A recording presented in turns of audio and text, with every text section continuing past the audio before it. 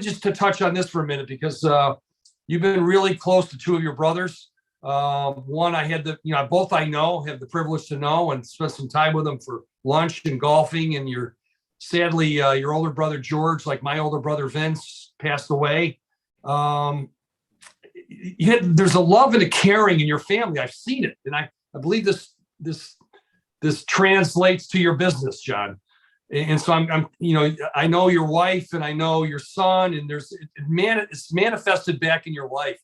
I just wanted to just pick away at that discussion for a second about the role your family, your brothers have meant to you specifically. I know you had sisters as well, but tell us a little bit about that and the recent loss and how that's made you think about your future going forward. Well, I think my family's been pretty much everything that I was the youngest of five.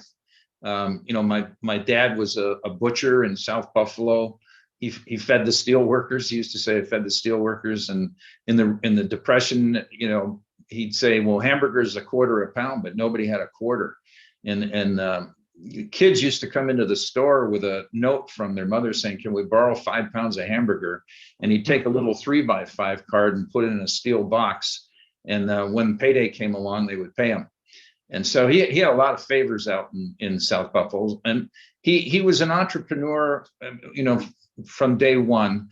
And he really came from kind of a blue collar environment and moved up. And by the time I was in my teens, we were living in, a suburb of Milwaukee, very affluent. We were probably the poorest guys in the neighborhood, but they wanted the best for us as kids. And I think every one of my brothers and sisters in their own right was very accomplished. All of them were entrepreneurs. My dad was an entrepreneur. So I think it's just dinner table talk at our house was always about the business.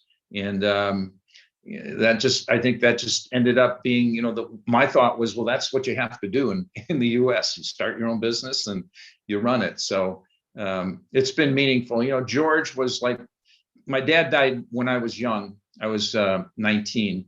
And my oldest brother, George, who passed away this year, kind of became my surrogate dad in a lot of ways. Yeah. And then my brother, Pete, who I'm very close to, he's 4 years older.